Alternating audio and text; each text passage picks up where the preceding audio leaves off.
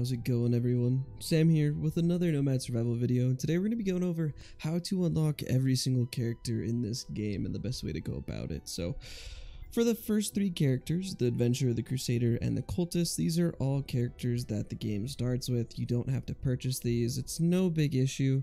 All very simple. Moving on to the next one, which is going to be the Ratfolk Archer. This is the first character that you are able to get, and you have to do the Pest Control achievement to unlock this character. Now, the easiest way for you to do this, I would recommend playing the Crusader. Go ahead with Nomad and then just go into normal mode on the first map, and in there don't turn any modifiers on outside of enemy speed, so just have enemy speed all the way up to the max. And then once you start, you're going to see all the rats coming in, and this is going to be the fastest way for you to do this. It's really easy with the Crusader because the aura that he has is going to make it to where the rats are going to die instantaneously no matter what. So this is going to be the quickest way for you to do this. It'll take you maybe 2 or 3 games for you to get everything. I don't remember 100% how many times rats spawn on this map, but there's the first like 5 minutes where there's a decent amount of rats, so I would recommend playing the first map just a handful of times with the Crusader, and you can very easily unlock this character, the Ratfolk Archer.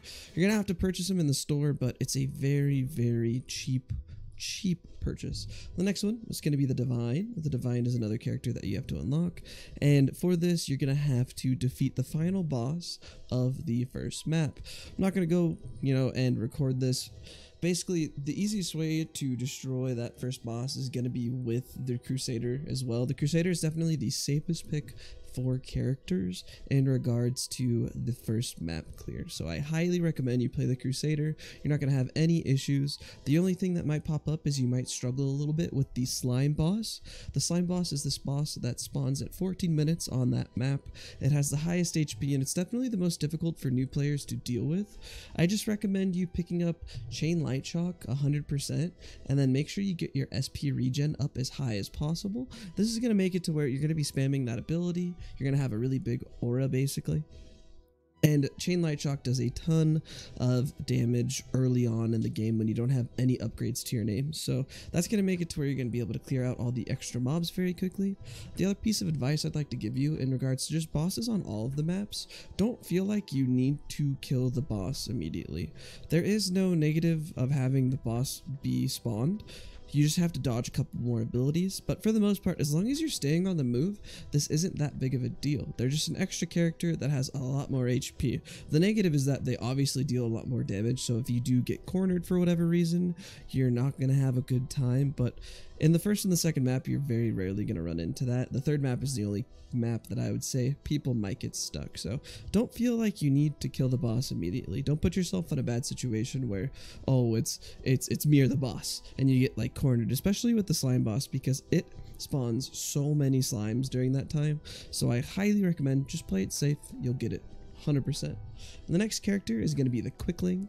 The Quickling, you have to do the no trespassing, which is destroy the first portal in the crossroads within 30 seconds. I will go ahead and show you really quickly here. Play the Cultist, go Nomad, and play the second map. Go and play it on normal mode because you can't get it on 2 XP. You don't have to play with any modifiers, so I would just turn everything off. Actually, I'm going to leave enemy speed on so we level up a little bit faster just to make it fun. But I will go ahead and skip to 5 minutes so I can show you why the Cultist is the best choice for this achievement.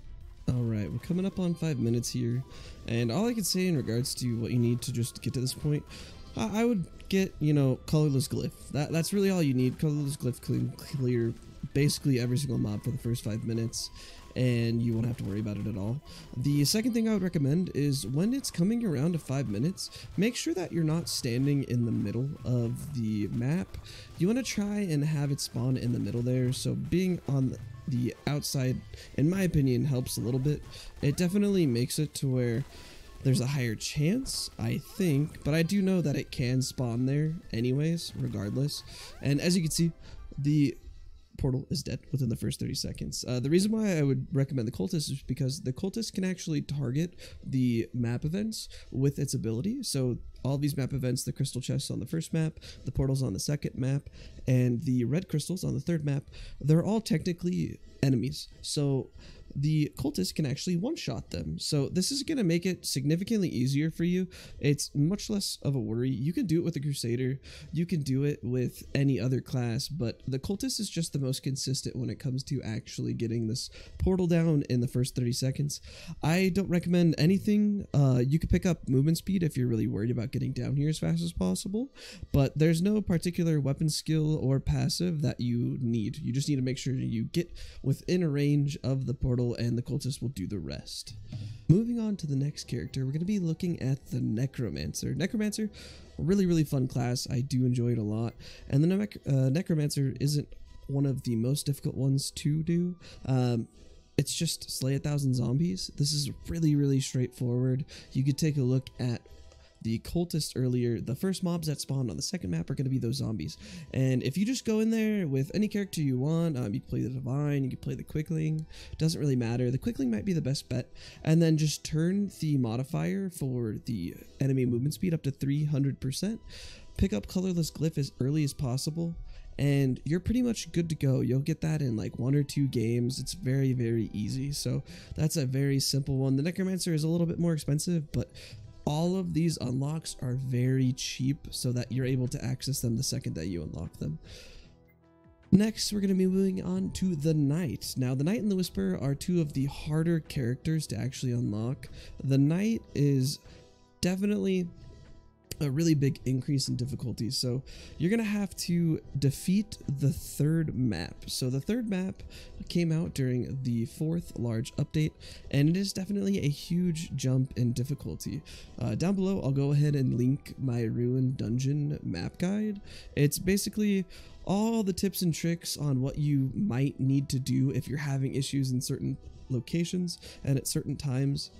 There's certain areas on that map that are really helpful to the player and very bad for the enemies. So go and take a look at that. That'll be the easiest way for you to clear that map. Once you clear the map, you get the Knight. The Knight's going to help you with a ton of other achievements that are in the game and is a very fantastic character. Lastly, we are going to have the Whisperer. So the Whisperer is definitely the most difficult character to unlock, and that's because it is attached to the Sacrificial Ritual achievement. This achievement has definitely, I think, been one of the more difficult achievements in the game for a lot of players. You always see discussions on it on the Steam pages, on the Reddit. So I also have 2 videos for this. There's a short video which only shows the third boss, because the first and the second boss aren't really the difficult ones. It's really the third boss which is the difficult one. This achievement entails you to stand on a circle, and you have to kill the boss while you're standing on that circle. The third boss, you have the specters from the map around, so it's hard to kind of stand in one spot, and the third boss has really huge AoE, and it really deals a lot of damage, so that's definitely the most difficult one. So there's a video for the third boss, and then there's also a full video guide for the Sacrificial Ritual achievement if you guys need any help for that. But that's going to unlock the Whisperer. The Whisperer is going to be, in my opinion, probably the strongest character currently in the game. It definitely is the cheesiest. It has really fun mechanics to play around with, and its weapon skill is so fantastic. So highly recommend the Whisperer. If you guys have any questions on how to unlock any of these, or something isn't extremely clear, go ahead and let me know down below. Otherwise, thank you so much for all the support, guys. I really appreciate it, and I hope to see you on the next one.